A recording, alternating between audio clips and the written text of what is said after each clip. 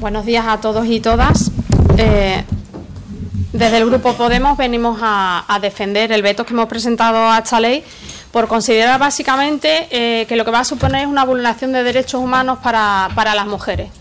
Ahora lo vamos a argumentar, igual que lo argumentaremos y lo defenderemos pidiendo el apoyo del resto de los grupos en el Pleno. En primer lugar, se parte de una exposición de motivos con una justificación, una premisa absolutamente falsa, y solo hay que leer la ley 2/2010 para ver que exactamente lo que se dice en la exposición de motivos no es lo que dice la ley, sino todo lo contrario. En ningún momento se impide a tutores y progenitores ejercer la patria potestad, sus obligaciones en el Código Civil, ni que las menores puedan ser acompañadas y protegidas por sus progenitores en una decisión tan dramática como es la interrupción de un embarazo.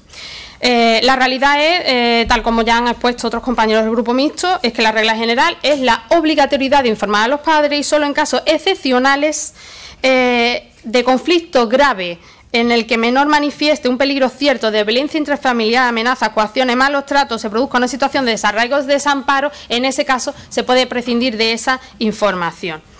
El Grupo Parlamentario Popular, con esta proposición de ley, viene a enmascarar y falsear la realidad. La realidad ya la han expuesto los compañeros con los datos de los informes que hay. Voy a pasar por encima de esto porque son datos que yo creo que se obvian por parte de los proponentes de esta ley conscientemente, porque se conocen, porque son oficiales, porque son absolutamente públicos. Solamente un 0,44% de las mujeres que interrumpen su embarazo son menores que no pueden comunicarle a sus progenitores o a sus tutores que necesitan interrumpir el embarazo porque están viviendo situaciones de violencia o de maltrato o desarraigo familiar, y precisamente se está legislando precisamente para obligar a estas menores que sufren malos tratos a tener que depender de sus maltratadores para encarar una situación tan dramática como esta. Esta es la realidad. Me gustaría saber realmente, después de esta reforma, cómo van a hacer para proteger a estas menores, más allá de abocarlas a un procedimiento judicial, de acudir a un juzgado y familia para interponer un procedimiento para resolver el conflicto que tengan con sus progenitores, según lo que se pretende con esta proposición de ley.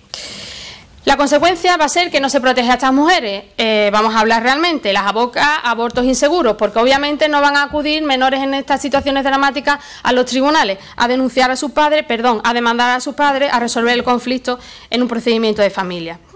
La realidad es que lo que alegaron las menores, ese 0,44% que no pudieron ser acompañadas por sus progenitores para la interrupción de su embarazo en el año 2014, fue desamparo familiar, tener familias desestructuradas, progenitores en prisión, riesgo de sufrir malos tratos, progenitores con enfermedad invalidante, con patología psíquica o psiquiátrica incapacitante, o padres que renuncian a conocer y acompañar a la menor. Explíquenme cómo vamos a proteger a estas menores si les estamos obligando precisamente a que dependan de estos progenitores para interrumpir su embarazo en una situación límite.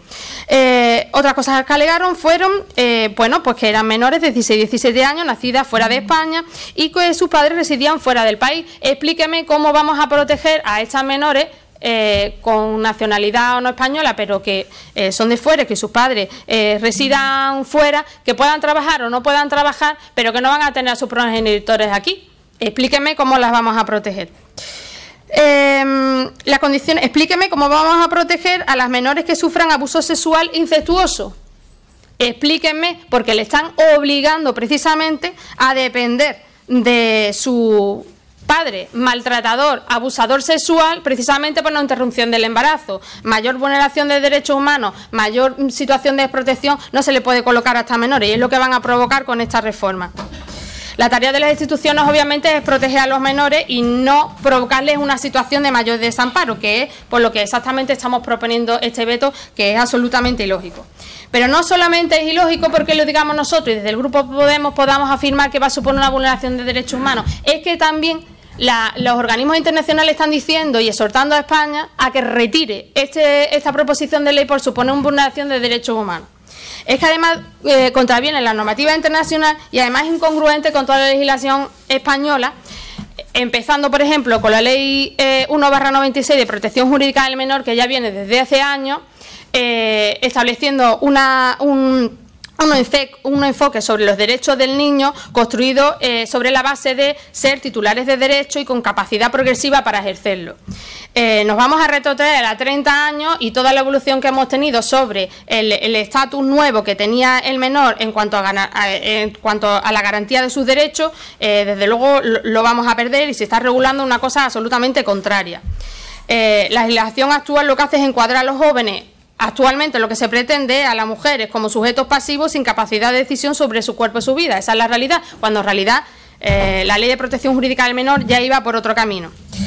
A mí me gustaría que explicaran cómo el Consejo de Derechos Humanos de la ONU, en un informe muy reciente, 17 de junio del 2015, exhorta al Estado español a que retire esta proposición de ley por ser contraria a normas internacionales de derechos humanos. Y lo dice claro, meridiano. Se sitúa además preocupado por la legislación actual, que obviamente podría ser mejorable, pero que se aprobó con bastante consenso, porque ya la legislación actual puede suponer un problema en que menores de 16 años que están sufriendo situaciones de abuso, situaciones de maltrato, no pueden ejercer la interrupción voluntaria del embarazo, sino contando precisamente con sus tutores maltratadores.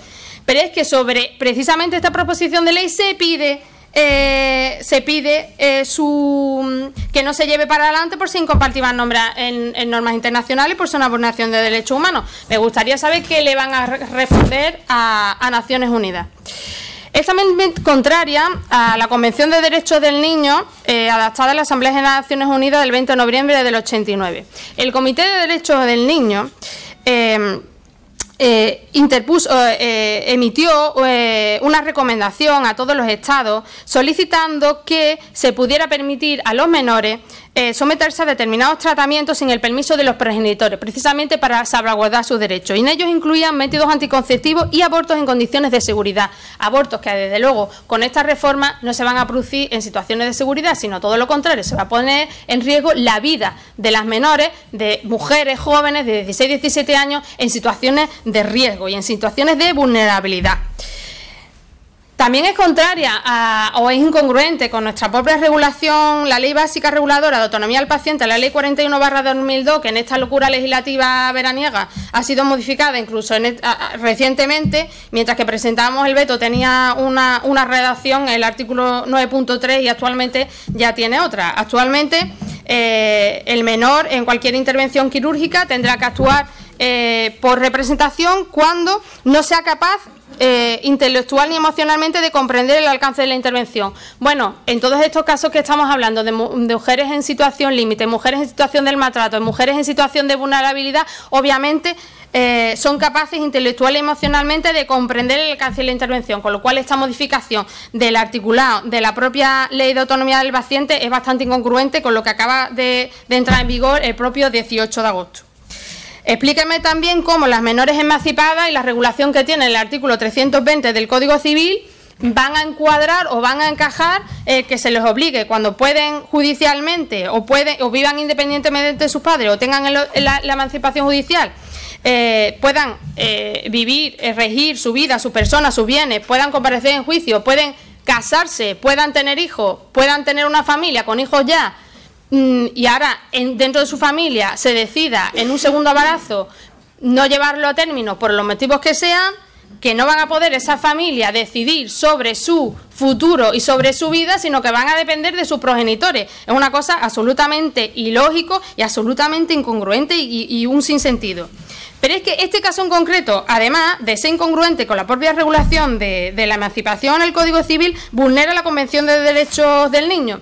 En cuanto que la Convención de Derechos del Niño, aparte de establecer que no se puede establecer ningún acto que suponga una discriminación o castigo para los menores, también obliga a los Estados a garantizar que ningún niño sea objeto de injurias, de injerencias, arbitrarias o ilegales en su vida privada o su familia. Y obviamente en este caso que estoy poniendo, los progenitores supondría, sí, acabo que vaya acabando. Supondría una injerencia en su vida familiar absolutamente. En conclusión, vamos a mantener este veto porque no existe ninguna demanda social para esta reforma, ningún argumento científico-social, es una violación de los derechos humanos que va a provocar una mayor desprotección de las mujeres, las va a abocar a situaciones de procedimientos peligrosos de abortos, clandestinos, ilegales, va a suponer un retroceso para los derechos de las mujeres, imponiendo ustedes la mayoría absoluta para aprobar un sinsentido a golpe de votación de grupo. Muchas gracias. Muchas gracias.